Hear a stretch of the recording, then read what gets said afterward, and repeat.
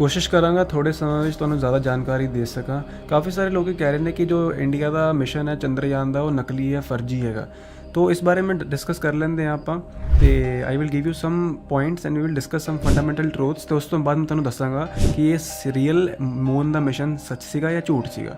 हो सकता है कि तुहानूं इस वीडियो में दसियां कुछ गल्लां हजम ना होण आसानी नाल, पर तुसीं अंत तक देखियो क्योंकि बहुत चीज़ां तुहाडे समझ आने वालियां ने। पहली गल तां ये है कि धरती जो है ये कोई घूमती नहीं पई है, ये कर्व नहीं होंदी, स्पिन नहीं करती है। It is a stationary thing हैगी। इसदा सब तो वड्डा प्रूफ ये है कि तुसीं अपनी अखां नाल देखिया है।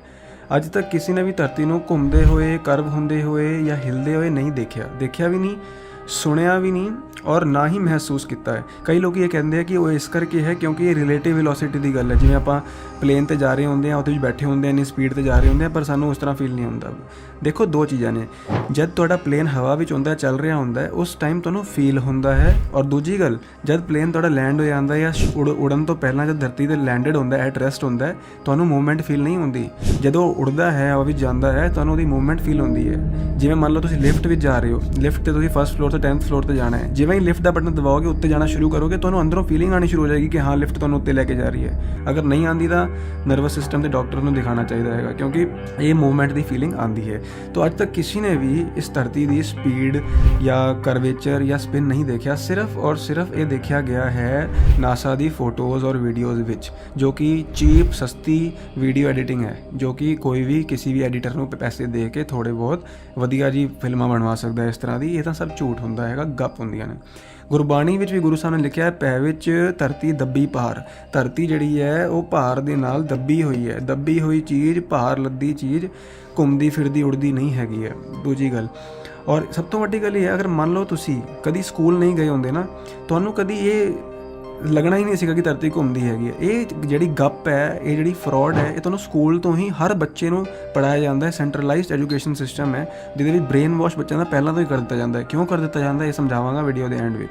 अगली चीज़, जिवें मैं दसिया कि अर्थ एक स्पिनिंग बॉल नहीं है, घूम फिर नहीं रही है। क्योंकि तुसीं किन्नी भी हाइट ते चले जाओ, प्लेन ते चले जाओ, बुर्ज खलीफे ते चले जाओ, कभी भी किसी ने देखा नहीं धरती इस तरह अगर कर्व होंदी होए, कभी भी कर्व नहीं होएगी। तुसीं पूरे किलोमीटर दे किलोमीटर समुंदर देख लो, कोई कर्वेचर तुहानूं किते भी नहीं दिसण वाला हैगा। अगली गल जो है, तुसीं हुण देखो अर्थ की स्पीड रोटेशन की पता है की कही जाती है, 1500 kilometre per hour. 1500 kilometre per hour, एक घंटे 1500 किलोमीटर अर्थ एवें घूमता है। ठीक है, जिदा भी घूम रहा है, जिस साइड भी तुसीं देख लो। तो अगर इन्नी इदा घूम रहा है तो पानी जिहड़ा उहदे उत्ते चिपकिया होया, तो पानी चिपकण दी जिहड़ी इन्नी फर्जी थ्योरी है, पानी कितना चिपक सकता है गोल चीज़ के उत्ते। और मान लो चिपक भी गया इतनी जोर नाल, अगर वो घूमता पिया है तो वो पानी उड़ क्यों नहीं रहा? फिर कहने जी ग्रैविटी है, जो ग्रैविटी किसी ने देखी नहीं, जो कि फेक है। असल में पानी जिहड़ा हैगा वो इहदे विच कंटेन्ड है। पानी नूं रखण वास्ते एक भांडा चाहिए है, उस भांडे विच पानी होएगा तो स्टे करेगा। बॉल के उत्ते पानी नहीं स्टे करता है। फिर अगली गल जो है, धरती की रेवोल्यूशन की स्पीड कितनी दसदे है सीडो साइंस वाले झूठ, कहते हैं 1 lakh kilometre per hour. 1 lakh kilometre per hour की स्पीड नाल धरती सूरज के दुआले घूमती पई है। मैं उसदे बारे दसांगा कि सूरज दुआले घूमती है कि नहीं घूमती, पर पहला स्पीड दी देखो। स्पीड कह रही है 1 लाख किलोमीटर पर आवर, यानी 1 सेकेंड विच धरती 30 किलोमीटर चलती है। 30 किलोमीटर 1 सेकेंड में धरती चलती है इन्हां दे अकॉर्डिंग। तो ये तुहानूं जोक नहीं लगता? अच्छा, इन्नी स्पीड नाल अगर धरती घूमती है 30 किलोमीटर 1 सेकेंड दे विच, ते अज तक किसी ने भी इस स्पीड की कोई आवाज़ नहीं सुनी, कोई हिलदी जुल नहीं सुनी। एवरीथिंग जो मैं हुण इत्थे रख दी इत्थे ही बड़ी है। मैं हुण 24 घंटे तक इत्थे बैठ रहांगा तो ये इत्थे ही रहेगी, कुछ भी नहीं हिलन वाला हैगा, कुछ भी नहीं हिलदा, सिर्फ हिलदी है तो यह नासा की फोटोज़ एंड वीडियोज़ जो कि चीप एडिटिंग होंदियां ने। ठीक है, तो सन जिहड़ा हैगा, अच्छा एक सवाल बड़ा पूछा जाता है कि अगर सूरज जो है वो गोल है, चंद्रमा गोल है, तो धरती भी जिहड़ी हैगी गोल होएगी। तो हुण आपां समझीए, जे मान लो मेरे घर की छत ते जिहड़ी दीवार ते वो लगी हुई है बल्ब अगर मान लो गोल है, तो कि मेरे घर दे जमीन जिहड़ी फ्लोर है वो टाइल्स भी गोल होणगे? जरूरी तो नहीं ना, क्योंकि आसमान विच लग्या सूरज चंद्रमा अगर गोल है तो मेरे पैर के थल्ले वाली धरती भी गोल होएगी? जरूरी है? धरती होर चीज़ है, आसमान में चंद्रमा सूरज जुपिटर प्लैनेट्स होर चीज़ां ने। प्लैनेट्स भी एक फर्जी वर्ड बनाया होया, वो भी किसी वीडियो में एक्सप्लेन करांगा, पर पहला आप अगला पॉइंट समझिए। जिहड़ा अर्थ है ना, जो साडा अर्थ जिहड़ा मून मिशन के नाल कनैक्टेड हैगा, वो कहंदे कि मून जिहड़ा हैगा ਉਹਦੇ ਤੇ ਆਪਾਂ ਸ਼ਟਲ ਲੈ ਕੇ ਸਪੇਸ ਸ਼ਟਲ ਲੈ ਕੇ ਚਲੇ ਗਏ। ਪਹਿਲੀ ਗੱਲ ਤਾਂ ਇੱਕ ਡੋਮ ਬਣੀ ਹੋਈ ਹੈ, ਇਹ ਨਾ ਇੱਕ ਕਵਰਡ ਹੈਗਾ ਅਰਥ, ਇਸ ਨੂੰ ਤੁਸੀਂ ਰਾਕਟ ਦੇ ਨਾਲ ਬਾਹਰ ਨਹੀਂ ਜਾ ਸਕਦੇ ਕਿਉਂਕਿ ਇੱਕ ਸੋਲਿਡ ਡੋਮ ਹੈ, ਇਹ ਕੋਈ ਗੈਸੀਅਸ ਨਹੀਂ ਹੈਗਾ। ਉਹਦਾ ਐਗਜ਼ਾਮਪਲ ਦੱਸਦਾ, ਗੁਰਬਾਣੀ ਵਿੱਚ ਮਹਾਰਾਜ ਸਾਹਿਬ ਨੇ ਲਿਖਿਆ ਹੈਗਾ, ਪੈ ਵਿੱਚ ਆਡਾਣੇ ਆਕਾਸ਼, ਆਕਾਸ਼ ਜਿਹੜਾ ਹੈ ਤਣਿਆ ਹੋਇਆ ਹੈ ਪਰਮੇਸ਼ਰ ਦੇ ਹੁਕਮ ਵਿੱਚ, ਤੁਸੀਂ ਇਹਨੂੰ ਤੋੜ ਕੇ ਬਾਹਰ ਰਾਕਟ ਦੇ ਨਾਲ ਨਹੀਂ ਜਾ ਸਕਦੇ। ਚੰਡੀ ਦੀ ਵਾਰ ਵਿੱਚ ਵੀ ਗੁਰੂ ਸਾਹਿਬ ਨੇ ਲਿਖਿਆ ਹੈ, ਸਿੰਧ ਪਰਬਤ ਮੇਦਨੀ ਬਿਨ ਥੰਮਾ ਗਗਨ ਰਹਾਇਆ, ਪਰਮੇਸ਼ਰ ਨੇ ਗਗਨ ਰਹਾਇਆ ਰੱਖਿਆ ਹੋਇਆ ਉੱਥੇ, ਗਗਨ ਇੱਥੇ ਪਵਨ ਨਹੀਂ ਹੈ, ਗਗਨ ਰਹਾਇਆ ਲਿਖਿਆ ਹੋਇਆ। ਤਾਂ ਗਗਨ ਨੂੰ ਕਿਵੇਂ ਤੁਸੀਂ ਭੰਨ ਕੇ ਚਲੇ ਜਾਓਗੇ? ਔਰ ਇੱਥੇ ਦੇਖੋ ਸਾਰੇ ਸੁਣੋ ਬੜੇ ਧਿਆਨ ਨਾਲ ਇਸ ਚੀਜ਼ ਨੂੰ, ਪਰਮੇਸ਼ਰ ਸਾਡੇ ਵਾਹਿਗੁਰੂ ਜੀ ਪਰਮੇਸ਼ਰ ਜੀ ਕਿੰਨੇ ਵੱਡੇ ਨੇ। ਮੰਨ ਲਓ ਆਪਾਂ ਘਰ ਦੀ ਛੱਤ ਪਾਣੀ ਹੈ ਤੇ ਪਿਲਰਸ ਲੱਗਣਗੇ ਤਾਂ ਉਹ ਛੱਤ ਖੜੀ ਹੋਏਗੀ। ਹੁਣ ਮੰਨ ਲਓ ਇੰਨੀ ਵੱਡੀ ਧਰਤੀ ਹੈ ਕਈ ਹਜ਼ਾਰ ਕਿਲੋਮੀਟਰਾਂ ਦੀ, ਤੇ ਉਹਦੇ ਉੱਤੇ ਅਸਮਾਨ ਕਿੰਨਾ ਵੱਡਾ ਹੋਏਗਾ, ਉਸ ਅਸਮਾਨ ਨੂੰ ਖੜਨ ਕਰਨ ਵਾਸਤੇ ਕਿੰਨੇ ਪਿਲਰ ਚਾਹੀਦੇ ਹੋਣਗੇ। ਲੇਕਿਨ ਸਾਡਾ ਪਰਮੇਸ਼ਰ ਸਾਨੂੰ ਬਣਾਉਣ ਵਾਲਾ ਕਿੰਨਾ ਮਹਾਨ ਹੈ, ਉਹਨੇ ਇੱਕ ਵੀ ਪਿਲਰ ਪਾਏ ਬਗੈਰ ਪੂਰਾ ਅਸਮਾਨ ਟਿਕਾ ਦਿੱਤਾ। ਇਹ ਉਹਦੀ ਵਡਿਆਈ ਹੈ ਗੁਰਬਾਣੀ ਵਿੱਚ ਜੋ ਗੁਰੂ ਜੀ ਨੇ ਦੱਸੀ ਹੈ। ਅਗਰ ਮੰਨ ਲਓ ਕੋਈ ਅਸਮਾਨ ਹੈ ਹੀ ਨਹੀਂ ਇਸ ਤਰ੍ਹਾਂ ਦਾ, ਤੇ ਫਿਰ ਬਿਨਾਂ ਥੰਮੇ ਤੋਂ ਬਿਨਾਂ ਕਾਲਮ ਤੋਂ ਅਸਮਾਨ ਨੂੰ ਰੱਖ ਦਿੱਤਾ, ਇਹਦੇ ਵਿੱਚ ਵਡਿਆਈ ਕੀ ਹੋਈ ਪਰਮੇਸ਼ਰ ਦੀ? ਇਹ ਸਮਝਣ ਵਾਲੀ ਸਾਰੀ ਗੱਲਾਂ ਨੇ, ਠੀਕ ਹੈ।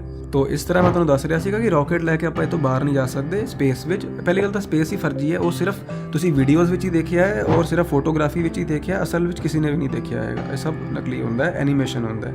ਅੱਛਾ, ਇੱਕ ਤੁਹਾਡੇ ਮਨ ਵਿੱਚ ਆਏਗਾ ਕਿ ਜਿਹੜਾ ਸੋਲਰ ਸਿਸਟਮ ਹੈ, ਫਿਰ ਬਾਕੀ ਪਲੈਨਟ ਸਾਰੀਆਂ ਚੀਜ਼ਾਂ। ਅੱਛਾ, ਮੈਂ ਤੁਹਾਨੂੰ ਇੱਕ ਹੋਰ ਗੱਲ ਦੱਸਦਾ, ਜਿਹੜਾ ਸੂਰਜ ਹੈ ਨਾ, ਸੂਰਜ, ਸਾਡੀ ਧਰਤੀ ਸੂਰਜ ਵਾਲੇ ਨਹੀਂ ਘੁੰਮਦੀ ਹੈਗੀ। ਜਿਹੜਾ ਸੂਰਜ ਹੈਗਾ ਉਹ ਇੱਦਾਂ ਧਰਤੀ ਦੇ ਦੁਆਲੇ ਘੁੰਮਦਾ ਹੈ ਤਾਂ ਦਿਨ ਤੇ ਰਾਤ ਹੁੰਦੀ ਹੈ। ਜਿਸ ਸਾਈਡ ਸੂਰਜ ਜਾਂਦਾ ਹੈ ਉੱਥੇ ਦਿਨ ਕਰ ਦਿੰਦਾ ਹੈ, ਜਿਸ ਸਾਈਡ ਨਹੀਂ ਹੁੰਦਾ ਉਸ ਸਾਈਡ ਰਾਤ ਹੋ ਜਾਂਦੀ ਹੈ, ਠੀਕ ਹੈ। ਇਸ ਤਰ੍ਹਾਂ ਚੱਲਦਾ ਹੈਗਾ। ਤੇ ਉਹਦਾ ਪ੍ਰੂਫ ਕੀ ਹੈ? ਪ੍ਰੂਫ ਬਹੁਤ ਹੀ ਸਿੰਪਲ ਹੈ। ਤੁਸੀਂ ਹਰ ਰੋਜ਼ ਧਿਆਨ ਨਾਲ ਸੁਣਿਓ, ਆਪਣੀ ਅੱਖਾਂ ਦੇ ਨਾਲ ਸੂਰਜ ਨੂੰ ਆਉਂਦੇ ਜਾਂਦੇ ਦੇਖਦੇ ਹੋ, ਚੰਦਰਮਾ ਨੂੰ ਆਉਂਦੇ ਜਾਂਦੇ ਦੇਖਦੇ ਹੋ, ਤੁਹਾਡੀ ਅੱਖਾਂ ਦੇ ਸਾਹਮਣੇ ਪ੍ਰੂਫ ਹੈ। ਲੇਕਿਨ ਤੁਹਾਨੂੰ ਵਿਸ਼ਵਾਸ ਆਪਣੀ ਅੱਖਾਂ ਤੇ ਨਹੀਂ, ਤੁਹਾਨੂੰ ਬਚਪਨ ਦੀ ਬ੍ਰੇਨ ਵਾਸ਼ਿੰਗ ਤੇ ਵਿਸ਼ਵਾਸ ਹੈ ਕਿ ਬਚਪਨ ਵਿੱਚ ਸਾਨੂੰ ਪੜ੍ਹਾਇਆ ਗਿਆ ਸੀਗਾ ਕਿ ਧਰਤੀ ਘੁੰਮ ਰਹੀ ਹੈ ਸੂਰਜ ਦੇ ਦੁਆਲੇ। ਅੱਜ ਤੁਸੀਂ ਪੈਦਾ ਹੋਏ ਹੋ, ਤੁਹਾਡੇ ਸਾਹਮਣੇ ਚੰਦਰਮਾ ਆ ਰਿਹਾ ਜਾ ਰਿਹਾ, ਸੂਰਜ ਆ ਰਿਹਾ, ਲੇਕਿਨ ਸਕੂਲ ਨੇ ਤੁਹਾਡੇ ਦਿਮਾਗ 'ਚ ਕੀ ਪਾਉਣਾ ਸੀਗਾ ਕਿ ਬੇਟਾ ਜੋ ਤੂੰ ਸੋਚ ਰਿਹਾ ਉਹ ਗਲਤ ਹੈ। ਜੋ ਤੁਹਾਨੂੰ ਦੱਸਿਆ ਜਾ ਰਿਹਾ ਹੈ ਨਾ, ਸਰਕਾਰ ਦੱਸੇਗੀ, ਜੋ ਗਵਰਨਮੈਂਟ ਦੱਸੇਗੀ, ਸਪੇਸ ਏਜੰਸੀ ਦੱਸੇਗੀ, ਵੱਡੇ ਦੱਸਣਗੇ, ਉਹ ਸਹੀ ਹੈ। ਤੂੰ ਆਪਣੀ ਦਿਮਾਗ ਨਹੀਂ ਯੂਜ਼ ਕਰੇਗਾ। ਔਰ ਬੱਚਾ ਹੁਣ ਆਪਣੀ ਦਿਮਾਗ ਯੂਜ਼ ਕਰ ਵੀ ਨਹੀਂ ਸਕਦਾ ਕਿਉਂਕਿ ਸਕੂਲ ਦੇ ਅਗਰ ਐਗਜ਼ਾਮ ਕਲੀਅਰ ਕਰਨੇ ਨੇ, ਚਾਹੇ ਉਹਨੂੰ ਨਹੀਂ ਵਿਸ਼ਵਾਸ ਹੋ ਰਿਹਾ ਸਕੂਲ ਦੀ ਗੱਲਾਂ 'ਤੇ, ਫਿਰ ਵੀ ਉਹ ਲਿਖੇਗਾ ਕਿ ਹਾਂ ਧਰਤੀ ਘੁੰਮਦੀ ਪਈ ਹੈ, ਜਦਕਿ ਉਹਨੂੰ ਦਿਖ ਨਹੀਂ ਰਹੀ ਹੈ, ਜਦਕਿ ਦਿਖ ਰਿਹਾ ਸੂਰਜ ਘੁੰਮ ਰਹੀ ਹੈ, ਲੇਕਿਨ ਪਾਸ ਹੋਣ ਵਾਸਤੇ ਲਿਖਣਾ ਪਏਗਾ। ਔਰ 15 ਸਾਲ ਇਸ ਤਰ੍ਹਾਂ ਲਿਖਦਾ ਰਹੇਗਾ, ਟੋਟਲ ਬ੍ਰੇਨ ਵਾਸ਼ ਹੋ ਕੇ भेड़ बन के शीप बन के स्कूल तो बाहर निकलेगा। जो भी कुछ सरकार कराएगी, जो भी दसेगी वो मनी जाएगा। चाहे कोरोना की महामारी ले आओ फर्जी, कोई कोरोना तो आया नहीं सीगा, लेकिन लोग मन के बैठ के टीवी ते देख के बस इन्नी जी गल। टीकियां में जिन्ने कैमिकल पाए, ये देखो मैं किताब लिख चुकी हूँ इस चीज़ से। टीके लगाने तो बाद किन्ने ही लोगों को हार्ट अटैक आया, 4 गुना वध लोगों को हार्ट अटैक होने शुरू हो गए कंपेयर टू बिफोर ईयर। जवान पंजाबी मुंडे मरदे पे ने, क्यों मरदे पे ने? क्योंकि इन्फ्लेमेशन हो गई है बॉडी दे विच। इसी तरह पूरी दुनिया में 20% लोगों को अर्थराइटिस और किन्नी प्रॉब्लम्स पैदा हो गई हैं। मायोकार्डाइटिस दी हो गई। अमेरिका के कितना बड़ा डेटाबेस आ चुका है, पूरी किताब में प्रूफ पाया था। तो क्यों? क्योंकि लोग समझे ही नहीं कि फर्जी सी कोरोना, उन्होंने टीके लगवा ले। तो बहुत चीज़ां ने, ये ब्रेन वॉशिंग इत्थों स्टार्ट होंदी है। जब तुहानूं दस दिता जाता है कि तुहाडी अपनी अकल काम नहीं करती, जो दस्सिया जा रहा वो फॉलो करो, तो तुसीं हर चीज़ फॉलो करनी शुरू कर देंदे हो। अगर तुसीं पहला ही समझ जाते कि बड़ी गेम है, तो तुसीं इस तरह बाकी चीज़ों में नहीं फसते। ठीक है, तो पहला प्रूफ सीगा कि तुसीं अखां नाल देख सकते हो कि धरती एक जगह ते है, सूरज घुमदा पिया है। दूजी चीज़ गुरबाणी विच गुरु साहब ने लिखिया है, पै विच सूरज पै विच चंद कोह करोड़ी चलत ना अंत, कि सूरज और चंद्रमा करोड़ा ही कोहा चक्कर लगाउंदे ने परमेश्वर दे हुक्म विच, ना कि धरती तो दब्बी पार हैगी है। फिर गुरु साहब ने लिखिया, आषाढ़ भला सूरज गगन तपै, धरती धूख सहे सोखे अगन पकै, अगन रस सोख है मरिया तोखे, पीसो कीर्तना हर है, रथ फिरे छाया तन ताकै, टींड लवे मंझ बार है। कि सूरज दा रथ जिहड़ा हैगा वो हाड़ दे महीने चक्कर लांदा है, धरती ते गर्मी बहुत बरसदी है ते सारे अपनी छाया नूं तकदे हैगे आ।